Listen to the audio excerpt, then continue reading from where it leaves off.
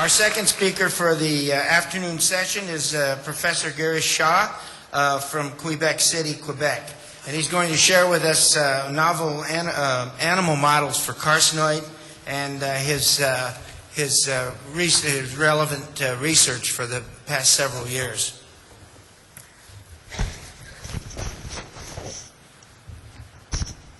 Thank you very much, Dr. Odorizio, and I would like to start by saying that Maureen said in the beginning I wear two hats. So I will be switching my hats once in a while, and I know that Dr. Odorizio is going to penalize me by putting me in the penalty box for wearing the second hat.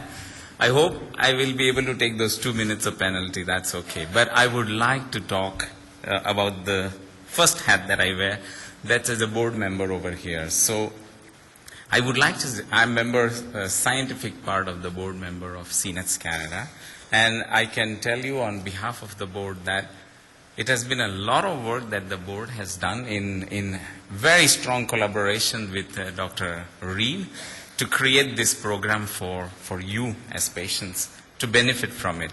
So I am sure that all of you have learned a lot about how your disease is treated, how it's viewed by the clinicians, and therefore you have had time to interact with them. Think about what you have learned in this meeting. And I think the conference learning objectives that you see over here, I'm sure they're difficult for most of you to read, but if I really summarize, as Vice President of the CNETS Canada, Jim, summarized very nicely for me, is the 4 objectives that CNETS is interested in is the research, awareness of the disease, knowledge or information about the disease, and the support for the patients. So I feel that these are the core objectives of the CNETS Canada, and learning objectives of the meeting are more or less matching those. So what we suggest to you is that think about what you have learned.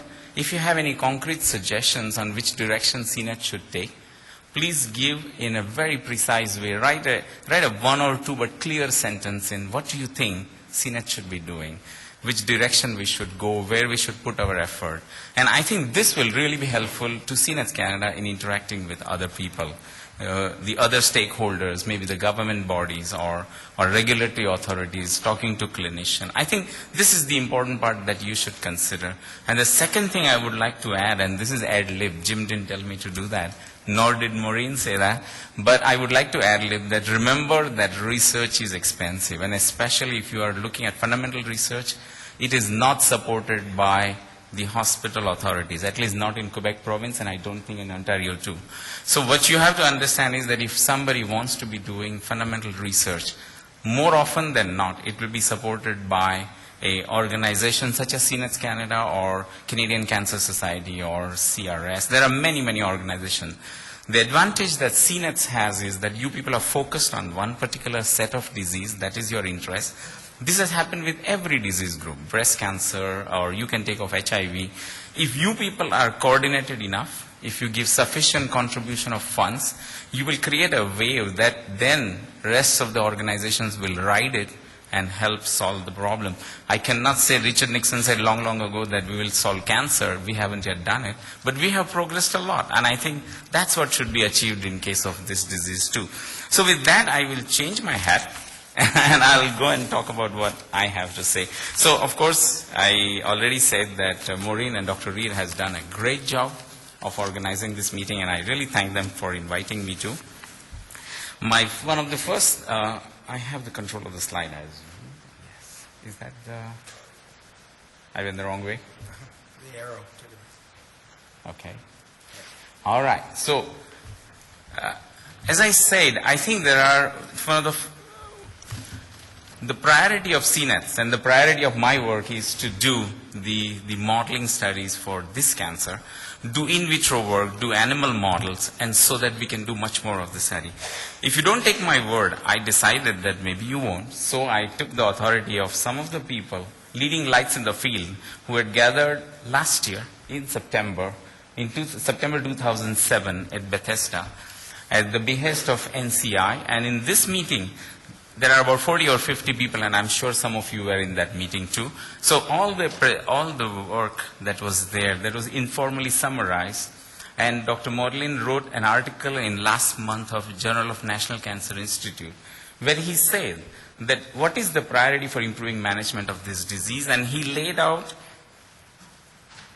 10 recommendations on behalf of the meeting group that had gathered together. And as you can see, some of these recommendations match very well with the objectives of this meeting as well as objectives of CNETs. They improve the education of physician and public, develop tumor and plasma markers, standardize the pathology, establish regionalized centers of expertise, develop better imaging modalities. But really where my interest comes in is this, and here you can see the second color of my hat, is develop more effective treatment of advanced diseases, facilitate the trials of new agents, develop new cell lines and animal models, improve the molecular understanding of the tumor, including using genomic RNA interference and microRNA, and improve understanding of the development of the specific aspects of the disease. What I want to say is that really it is recognized at all levels that we need to develop more of the animal model. Why animal model? It's not that we don't like to work with patients. We have seen a lot of data with experimental approaches using patients, but animals are more convenient. It's not that we don't like you, but we can tell the animal what they will eat. We can change the animal, we can modify them, and we can try to understand much more at the molecular level how the disease works. So we could, and that's the reason why we use proxy. We cannot use you in all the experimental models, so we use proxy. And those proxies are cells or the animal models. So how does it work really? If you look at the cellular model, since a long time, people have been isolating cells. So every time a surgeon removes a tumor from your body, we will try and find out if this cell can be, if this tumor can then be grown in vitro, and we can figure out something about this. So more often than not, currently what is being done by some of the clinicians is that they will remove the tumor, the surgeons would remove the tumor, send it out to an agency which will grow your tumor cells, and they figure out, yes, melphalan will work, streptozotocin will work, but don't even look at, say, temozolomide. It's not going to work. So this way you are getting exposed to less toxic chemicals, and this is all done at, and how does it go is, the tumor cell line, this is only individualized for the patient. But apart from that, for research purposes, lots of people have tried to isolate the tumor cell lines. And I have just, for the sake of classification, I have separated them into foregut carcinoid cell line. And what you can see over here is that there have been bronchial cell line, there have been medullary thyroid cell line, and also, I'm sorry for that, but what you can see over here is NCI at 727 cell line and the von pancreatic cell line. If you look at the midgut carcinoid cell line, there have been many cell lines isolated even from midgut, and I will just rapidly flash them to you. So what you can see over here is that there are the jejunal or the ileal cell lines, and there are small intestinal cell line as well as some recently developed. So as recent as 2007 also people have been developing cell lines, and these cell lines serve as very good model, which is a proxy to using human being, or it is a tumor cell line which we can study in greater detail.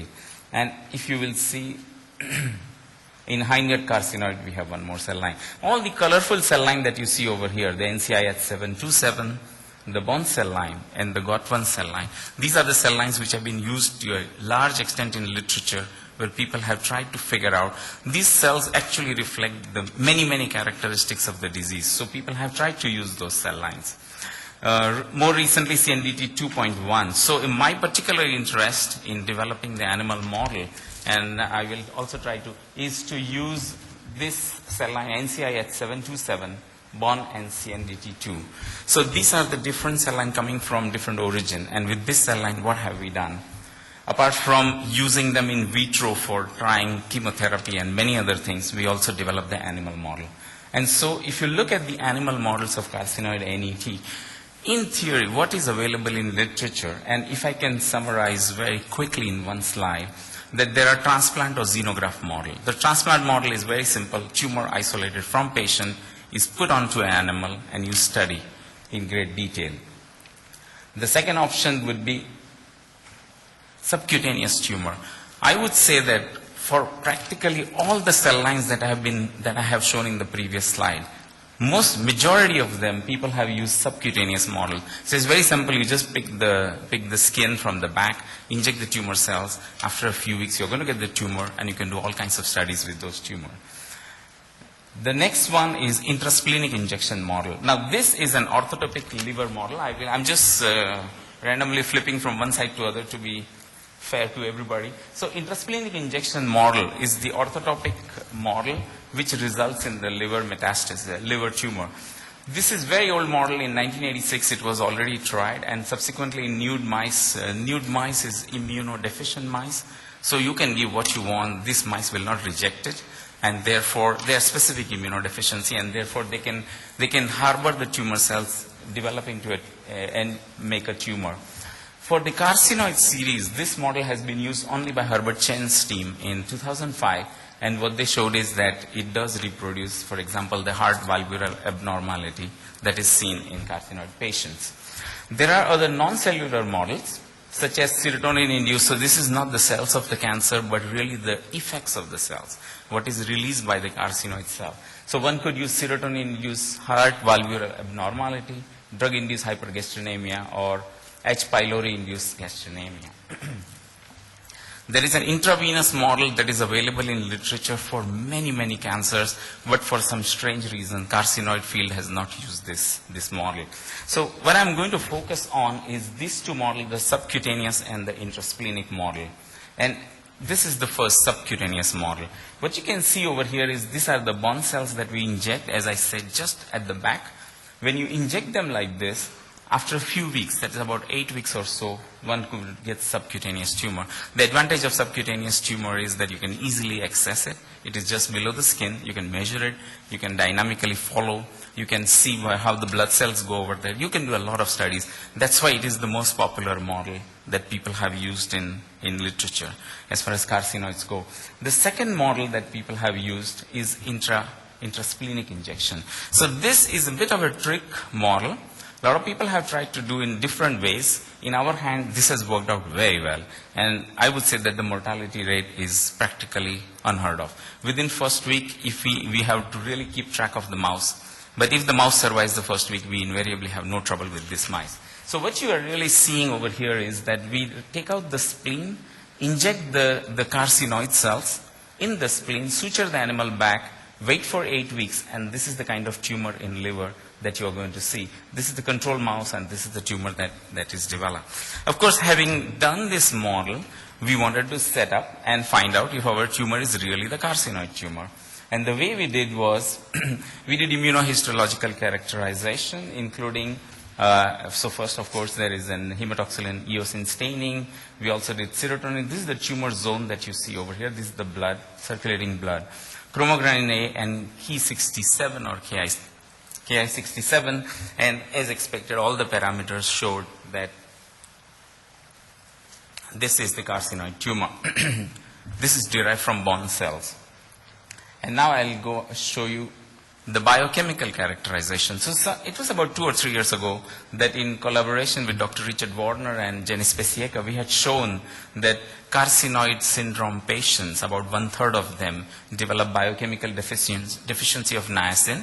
And the reason is that when they overproduce serotonin, which comes from tryptophan, you will end up making deficiency of this pathway, which makes niacin and NAD. So we asked the question, is our animal model representative of the human model? And what you can see over here is this is a normal liver, and this is the NAD level in the liver. If I treat it as 100%, then in the tumor itself, it is down by almost 70%. So there is a 70% reduction in the NAD level of the tumor. But what's interesting is if you just take the adjacent part of the liver, the normal part of the liver where there is no tumor, at least no visible tumor, what you find is that the NAD levels are down only 20%. So it's really true that at least in our animal model, we clearly show that NAD really goes down, and it's because of excessive production of serotonin, which is then eventually depleting tryptophan for the other pathways. Having done this, we decided to make an upgrade on this model. As you can understand, these models are animals, and these animals cost a lot of money, and that's why I'm very happy that I am funded by CIHR now. But So the general idea is that you use minimum number of animal that is necessary to do an experiment. And the way to do would be, we said, first upgrade we tried to do, and that worked out quite well in our hand, is let there be light. And what I mean by that is really simple. Light, you have seen firefly, those little flies that are in summer, you will see they have lights. They can show up as light. So the reason why firefly has light emitting capacity is because of this enzyme. And it's an enzyme called luciferase. And this enzyme is very peculiar that it picks up the substrate. If it has energy, which is ATP, then it will make light. So essentially the idea is very simple. We have this luciferase expression system, let's put it this way. It's a plasmid, it's a DNA. We can throw it into the cell, we can make it express permanently. So we take carcinoid cell, we let it express the luciferase, then we put this carcinoid exactly in the model that I described 2 minutes before, the subcutaneous or the intrasplenic. And in this, now this mouse is carrying the tumor. And if I inject luciferin in this mice, it will emit light. And the way to measure this light is by a machine called Xenogen. It's really essentially a dark room with a very, very sensitive camera. And doesn't matter where in the body is the tumor, but by using this machine and using computerized version, and the mouse remains alive, remember, no sacrifice. It's just anesthetized and it stays down. And what you can see, a typical result will look like this. So this is the mouse. And this is where you see the color, and the color bar tells you what is the intensity. So this is the number of photons released per second for whatever parameter that we set up. So what you can see is that this is an excellent technique by which we can actually monitor the tumor developing in the mouse every week if I want, every day if I want, even every few hours, because the molecule that I'm injecting is non-toxic. It is membrane permeable, so it will go freely into every part. And then you can do repeated applications, and this is how we can monitor the tumor model. So using this, the in vivo imaging methodology, we have further developed the model. So now I'll give you just 2 examples of how we use this let there be light upgrade to our advantage. And as you can see over here, this is the CNDT model. This is the subcutaneous version, the first model that I talked to you about. So here you can see on week 1, we have just injected, 7 days are over, we already start seeing the light coming up. By week 3 it increases, by week 5 it is significantly high amount of light. What you can see on the bar is about 400. So as you can see in this tumor, there is a large amount of light emission. And just to show you that at the same point in week 5 when we do the necropsy, this is how the tumor looks. And it is really clear that if you have this huge light emission, the tumor is really significantly large. If you have relatively contained tumor like this, you're going to have a smaller tumor. If you can see a tumor like 3 fragments in the light photograph, actual tumor will also have the 3 fragments. So you really get a picture without sacrificing your mouse. And this is the advantage that we see in this model. The second model that I will show you is the second advantage is you can actually see the way tumor progresses if it moves from one organ to another. So this is the way we monitor. You can see that this is week 1 where we have just injected in the spleen. So it's right there in the corner, very low amount of light emission that's going on. Eventually you can see 3 weeks, 4 weeks, 5, 6, 7, and by 8th week the tumors have well developed over here. As you can see over here, the tumors have developed very well. At necropsy, actually we lay them side by side, the photo and the necropsied animal, and you can see where is this A and where is this B coming from. This is that clear. Without sacrificing the mouse, we know what is happening to the tumor. And of course, after removing the mouse, we can see that clearly the tumor is there in the liver. So what I said is that you can follow the progression of the tumor. You can follow the movement of tumor cells inside the body. If it makes metastasis, we will know the metastatic spread. This model turns out to be very useful for us. The second aspect of it that I would like to point out to you is this. You can actually do the image that you get, the light image that you get, really depends on the amount of tumor that's there. So here you can see this is a very small tumor. What you see on this side, this is the small tumor, and this is the large tumor. And look at the light emission in these examples above. Light emission for a small tumor is going to be that small, and a large tumor will be that small. Think of the advantage that I got the animal with a tumor like this, Okay, and I'm now beginning the treatment. Remember, I have not sacrificed the mouse. All I have is a picture of the mouse, the light picture. I start treating. If the tumor shrinks, I am eventually, before the mouse is necropsied or sacrificed, I'm going to know if my treatment is working or not. So just imagine that this is one of the goal to be ethically correct, not to overuse animal for nothing. This is one of the advantage. But I mean, this is just one advantage. The bigger advantage I see is that I can actually see the events occurring. Even if I want to change the course of treatment that I'm doing, I could modulate that because I'm having the feedback from the mouse even before the mouse is sacrificed. So this is a good way. There is a dose response that I get. There is a time, a progression that I can get. What can I do with this model? I think I can do many things. So where is the limitation is, what is the cells I start with? And this is where me and perhaps any of the clinical colleagues of mine who are over here, we can discuss ad infinitum what cells I should use. I could use any number of cells. I have tried it essentially with bone and CNDT2 so that I could do one foregut cell line and one midgut cell line. I don't think there is any end to how many models I can try. I mean, I could try different. Our general idea is to try to spread out our risk so that we are not totally dependent on one cell line. For example, bone has known deficiencies, so we don't want to be totally dependent on one cell line. But we use two cell line. We can use 3, 4, any number. Some of the things that one can do with this model is you can evaluate all your therapeutic options. So for example, you want to know what's the combination of this or that drug. Is it good or not? One could try in this model. We can do potentiation of chemotherapy. There are many small molecules such as inhibitors of DNA repair enzymes, so those one can try out. Viral therapy, gene therapy, small molecular therapy. These are many, many options that one can try. I won't have time to go in details to all those options, but I can tell you that at least there are 3 of these options in this slide that currently my lab is doing, and hopefully next time when we meet, I'll be able to give you actual data of those things. So what you see over here is, what is the most exciting part of this model is you can do the molecular characterization.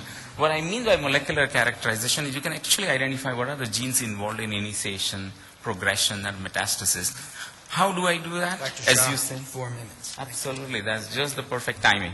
How do I do that? I can get rid of a gene that I want by many molecular genetic technique, which is what we do, and we have actually knocked down a few genes in this cancer model to find out how they affect. So we can actually do a lot of work in this kind of model.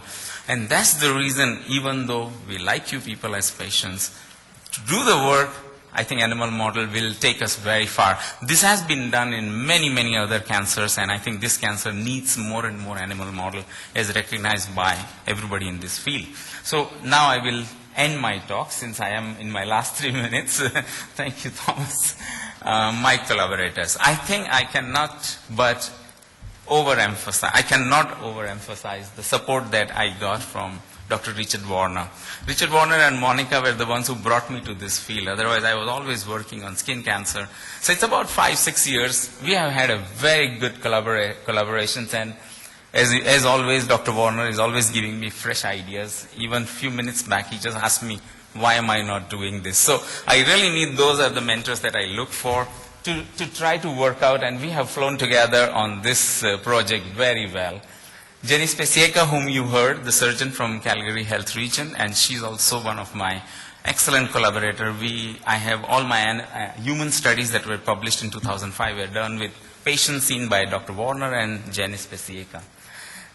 I have another collaborator, Dr. Graziani in University of Rome, and she also is actually an expert on one of the small molecules in which I'm interested and in determining how it affects the cancer development. And James Kirkland is the niacin expert in our team. But you see, none of this is possible if I was just talking to you people or having ideas. It has to be implemented. And these are the people who actually do the work, who come on a Sunday morning to inject the mice and look at all the data. So I would specifically like to point out Rashmi, Veronica, and Alicia, who are sitting out there in the front.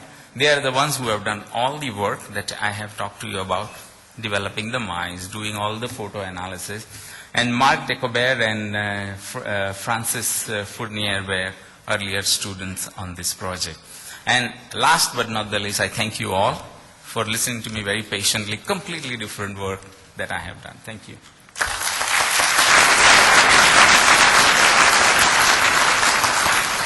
Very elegant work, and we have time for 5 minutes of questions or comments. Please identify. It's Dr. Wallen. Just a quick question. When you were flashing on the different slides showing the immunohistochemical characterization of those bond cells that you've been using as a model, it looked like the Ki67 was exceedingly high on that picture. It was just up for a moment, but it looked like it was not a carcinoid, but now a high-grade neuroendocrine tumor. So the question is, are these bond cells accurately reflecting a low-grade neuroendocrine tumor, or does something happen in the course of making an animal model that now it's acting like a high-grade neuroendocrine tumor that might have different biological effects? I just want to... That's a very good question, and I think a point is very well taken. Bond cells, we have been working in vitro for now almost 1.5 years. And when I look at the Ki67 staining, even for cells in culture, without passing through animal, they do have a high Ki67 levels. But somewhere between, I would say that 12 and 20% I see. But when I looked at those tumors, and as you can see, it is really a highly advanced stage of carcinoid disease.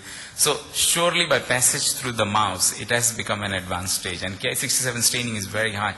Though the point that was mentioned by Thomas, Dr. Odorizio yesterday, is that I would like to try the other antibody and be sure that my Ki67 levels are correct or not. And I think MIB1 is the way to go to be absolutely sure if that levels are correct. But yes, passaging through the mouse to come to that point of extremely high level of tumor that you're seeing could have modified the genotype.